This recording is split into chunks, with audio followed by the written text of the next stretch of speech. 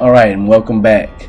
Today's lesson is going to be about adding and subtracting polynomials. Okay, so as the document says, this is the same as combining like terms. So when it's addition, we can go ahead and get rid of the parentheses and add our coefficients. The one, that invisible one, we're going to place those there. So when I rewrite number 1, I can put 1b to the 6 plus 6b to the 3rd minus 1b squared plus 3b squared plus 5b. And now I want to combine my like terms based on the variable and the exponent for that variable. If they're the same, you combine them. If not, you leave them alone.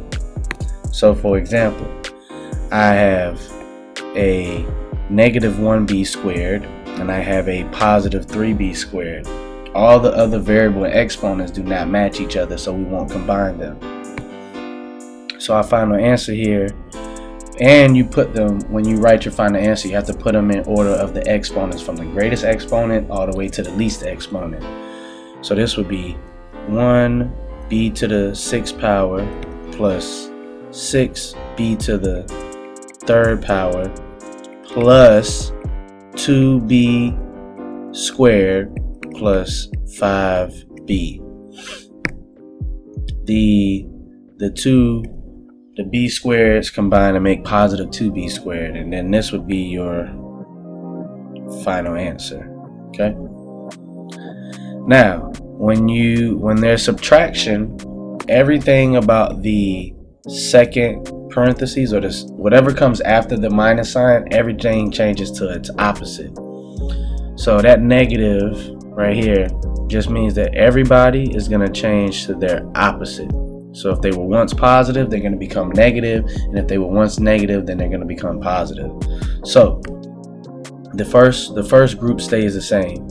6e to the 3rd power plus 8e to the 2nd power minus 8e. And now we're going to change that minus sign to a plus, but everybody that comes after him changes to the opposite. So that 3e to the 3rd power, it was positive, it's going to become negative. That 6e to the 2nd power was negative, it's going to become positive. And that 8 is positive, it's going to become negative. Now we go ahead and look for our like terms. Well, I see I have a 6e to the 3rd power and I have a negative 3e to the 3rd power, and we also have a positive 8e squared and I have a positive 6e squared. And when I identify them, you see I use different symbols. I use a little popcorn circle first. Now I'm using a rectangle, okay? The other two terms, the negative 8e and the negative 8, are not like terms, so I won't combine them. So now I can go ahead and work out my final answer. Positive 6e to the 3rd and negative 6e to the 3rd. When you combine those are different signs, so you subtract. That's going to become positive 3e to the 3rd. And I can cross those out because I've used those. Now I have a positive 8e squared and a positive 6e squared. Once again, those are both positive, so I add them, they become a bigger positive, which is going to be 14e to the 2nd power. And now I just bring everything down. Remember, keep the order of the exponents. So the next one will be negative 8e minus 8, and that would get us our final answer. All right, let's take a look at these two here. And when I do these, I'm going to rewrite them, and I'm going to use a chart, a different strategy, just in case what I've been doing before may have been a little confusing. So first, I see this says subtraction, so I know that the subtraction sign is going to change to a plus, and everybody after it is going to change to their opposite.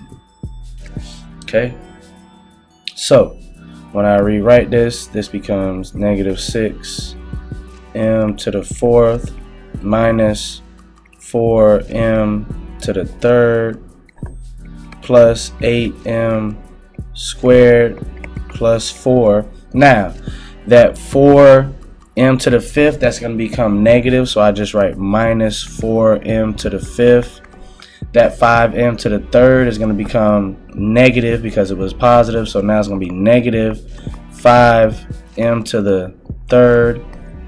That negative 4m squared is going to become positive, so that's positive 4m squared, and then that positive 1 is going to become negative. Okay, now what we can do is make up a little chart. Let's look at these different these exponents I have, and we'll start with the largest one. I have an m to the fifth, so I'll make my little categories here. M to the fifth. Then we have a m to the fourth, so I'll make an m to the fourth category. Then we have some m to the thirds, right here. And matter of fact, let me go back. For that m to the fifth, I'm gonna put negative 4. Wrong. I put negative 4 here for the m to the fifth. For the m to the sixth, I have a negative 6. For the m to the thirds, we have a negative 4 and we have a negative 5. Okay. For the, and let me erase these, make these a little shorter. There we go. And for the m squareds, I have a m squared. We have a positive 8 and we have a positive 4. And then, do we have any m's?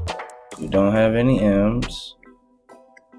Okay, so no m's. And then we'll use this to represent our constants or our numbers. Okay, so positive 4, negative 1. And then I'm just going to draw a line straight across. Oops, let's make that line a little better.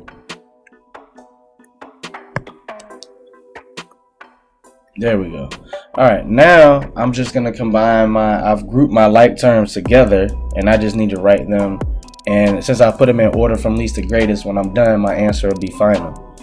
So this would become negative 4m to the fifth. Excuse me. This is going to become negative 6m to the fourth. We have two negatives. We're going to add them. That's going to be negative 9m to the third. We have two positives here. We're going to add those. That's going to be positive 12m to the second. We don't have an m, and we have our constants, a positive and a negative. That's going to become a positive when we subtract them because the larger one is positive. That's going to be positive 3. So when I write my answer all the way together, it's just going to be negative 4m to the fifth minus 6m to the fourth minus 9m to the third plus 12m squared plus 3. And that would be our final answer. Okay, let's take a look at one last one, number 4 here. Number 4 is adding, so we can just go ahead and make our chart. We have x squareds, we have an x, and we have our numbers. So when I'm looking at my chart, remember we could put a 1 right here.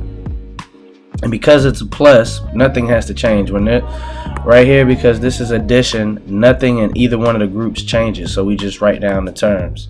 So I have a positive 1 and I have a positive 3. For the x terms, I have a negative 4 and I have a negative 3. And for my numbers, I have a positive 5. Positive 3 and a negative 5. So let's combine those. This is going to become positive 4x squared. This is going to become negative 7x, and this is going to become negative 2 because they're different signs. You subtract and keep the sign of the larger number. The larger one is negative 5. So when we write our final answer, it's going to be 4x squared minus 7x minus 2. final answer.